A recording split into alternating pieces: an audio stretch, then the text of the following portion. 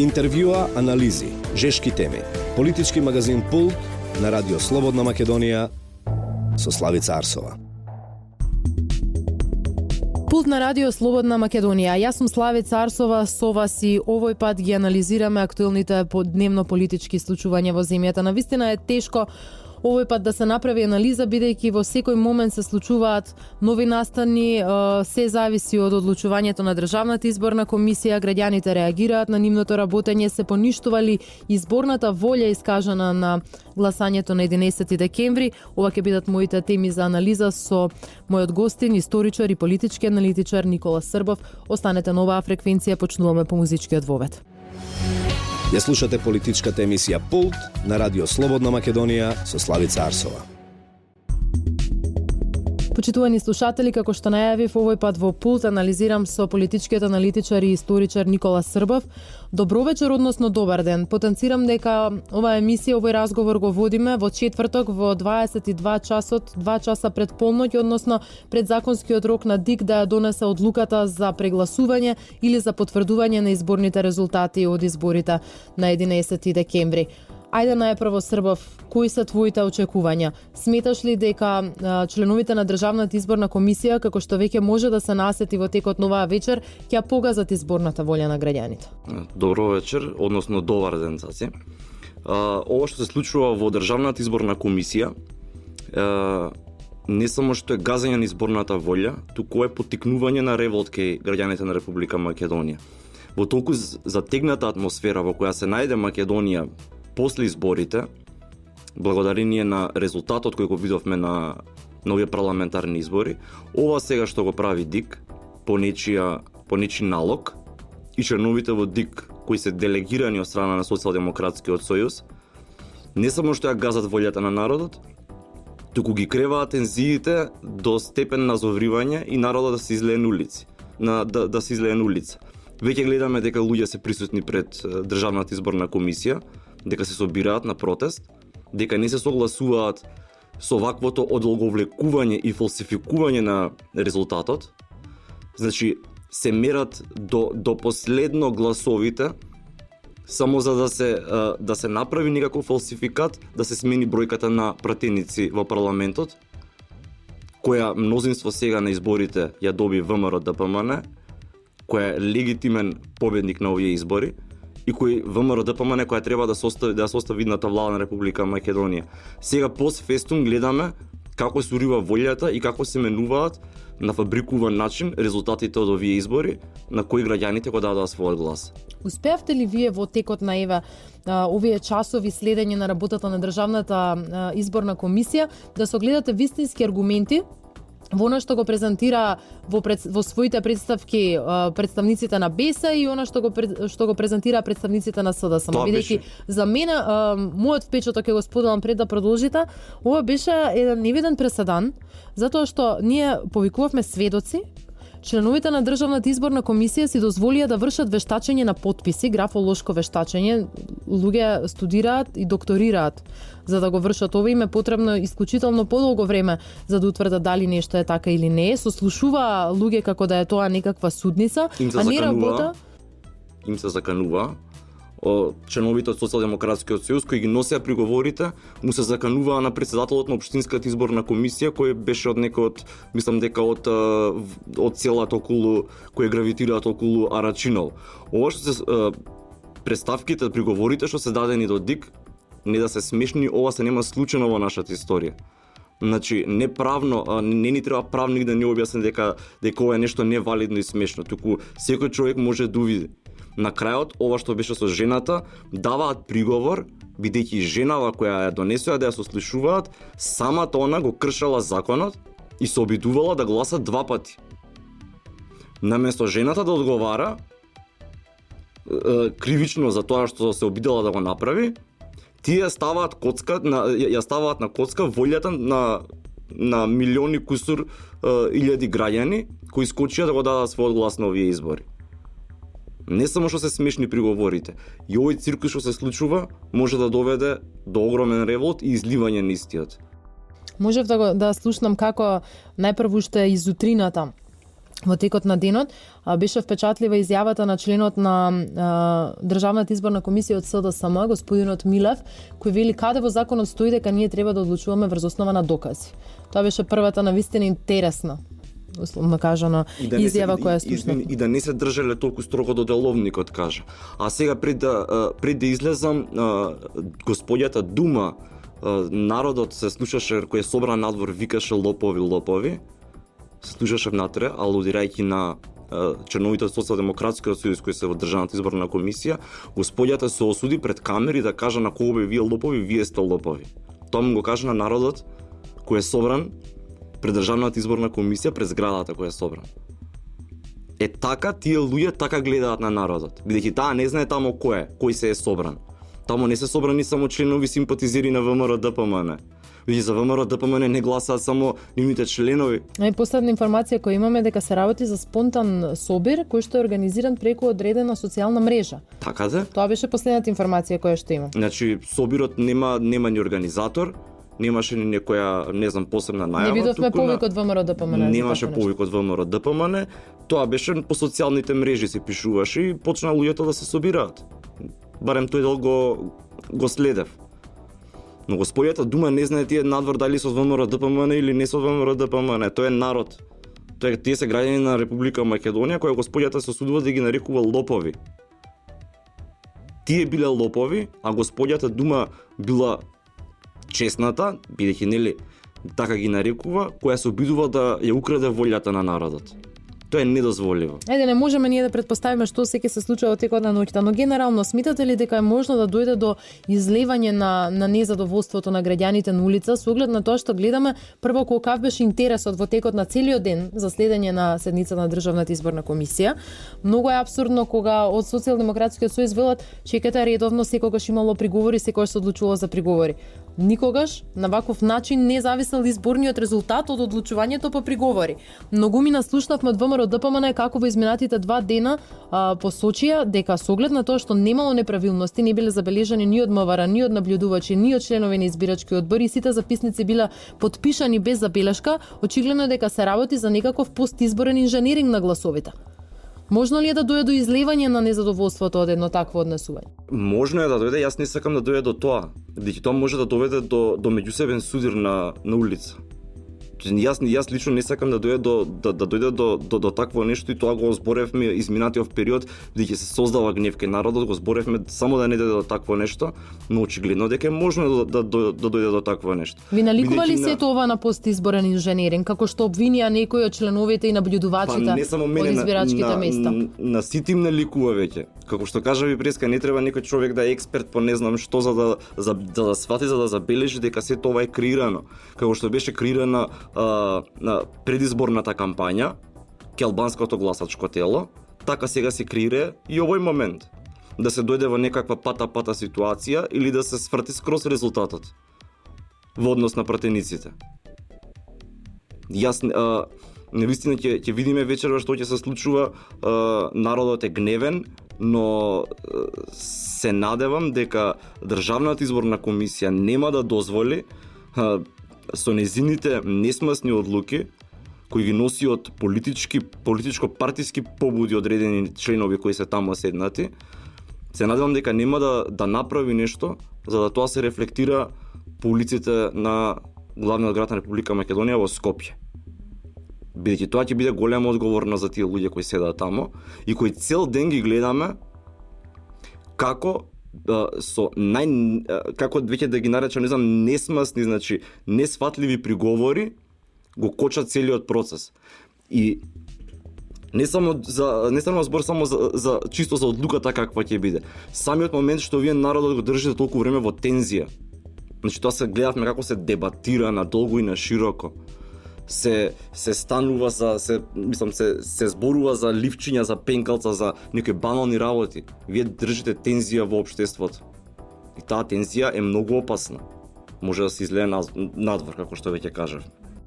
Денес можевме го слушнеме лидерот на СДСМ Зоран Заев, кој вели независно какви ќе бидат одлуките на Државната изборна комисија, Никола Груевски нема да може да формира влада. Какви се вашите очекувања? Значи, Доколку остане овој резултат, официјален резултат кој искочи од Државната изборна комисија во однос на пратениците, ВМРО, ДПМН и Никола Груевски, на чело со Никола Груевски, е единствената партија во Република Македонија која може да ја состави видната влада во Република Македонија. Бидејќи тој ќе има единствен, ќе има легитимитет за да составува влада како победник на овие избори. Сето друго ќе биде газење на волјата на граѓаните на Република Македонија, газење на демократијата и газење на слободата на граѓаните на Република Македонија која не следува со устав, слободата на наш избор кој ќе ја води нашата држава. Единствен легитимен човек и партија за да состави видна влада се ВМРО ДПМН на чело со Никола Груевски.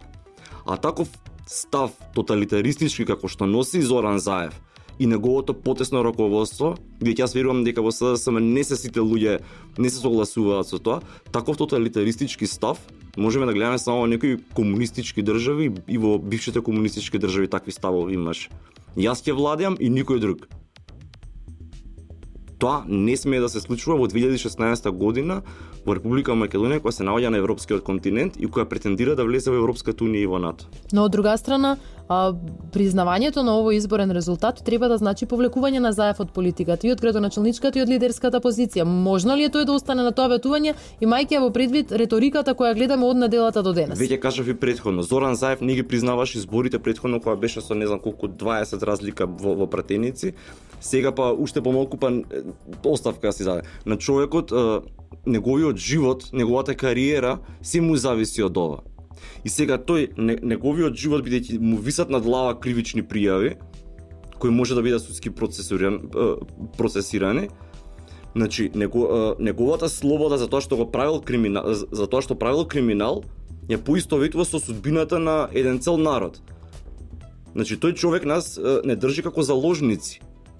Бидејќи свесен е дека сега ако отиде повторно во опозиција, дека прво ќе мора да се даде оставка од социјалдемократскиот од лидерската позиција на СДСМ, бидејќи тоа од него го бара старото членство. И бараат промени, не само началната позиција, бараат промени во раководството.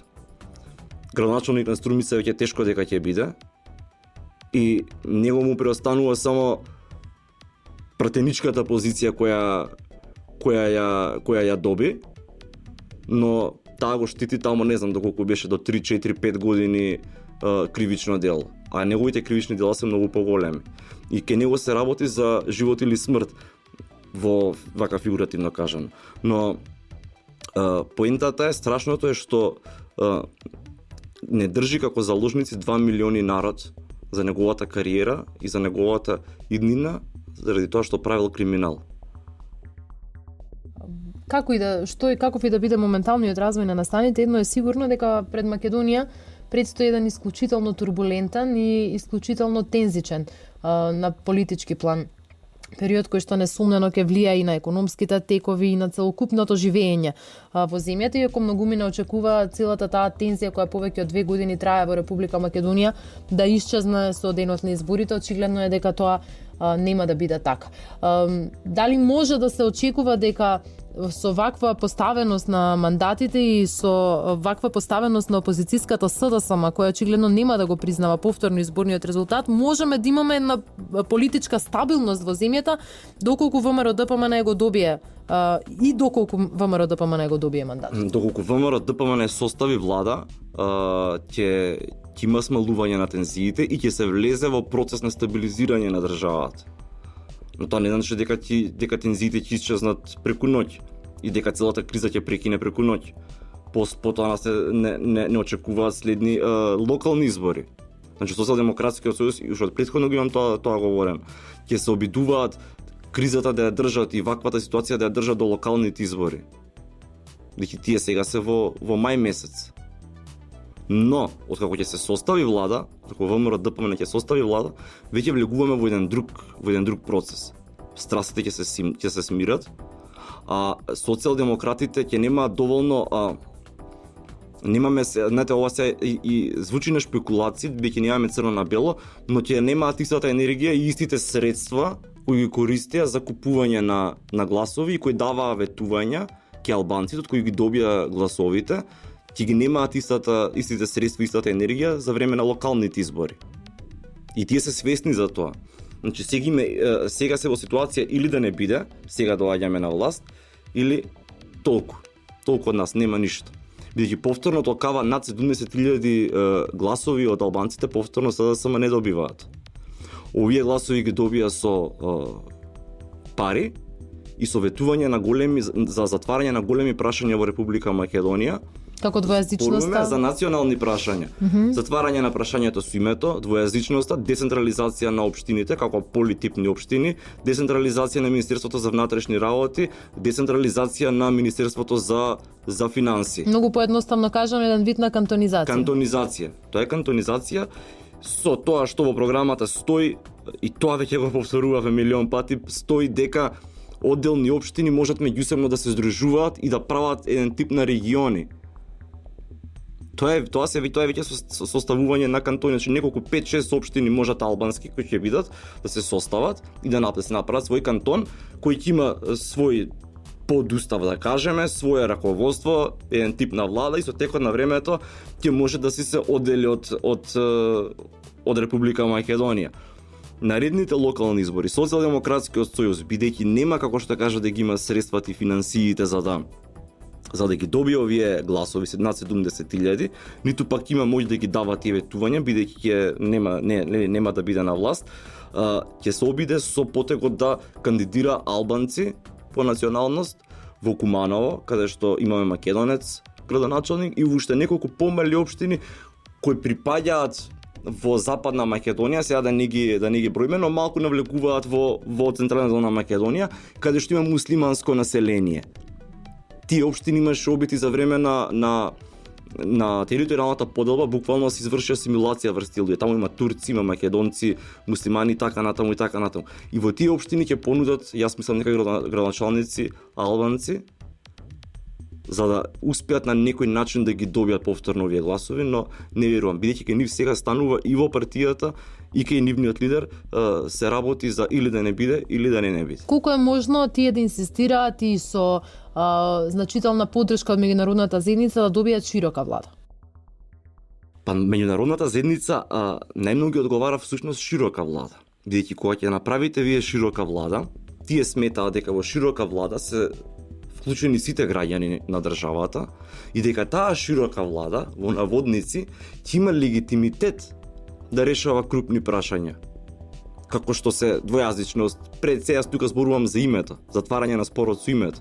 Веќе на меѓународната заедница тоа и тоа прашање сака да се реши. Представува приоритет бидејќи Македонија на тој начин би станала побрзо дел од би станала побрзо и ќе бидеме ставени во таа машинерија, како што веќе сите знаеме, ни следи мигрантска криза, значи на меѓународната заедница тоа е многу важно, а двојазичноста беше фрлена од страна на Зоран Заев, под диктат представам или советот од некој од меѓународната заедница, како би ги добил тие албански гласови.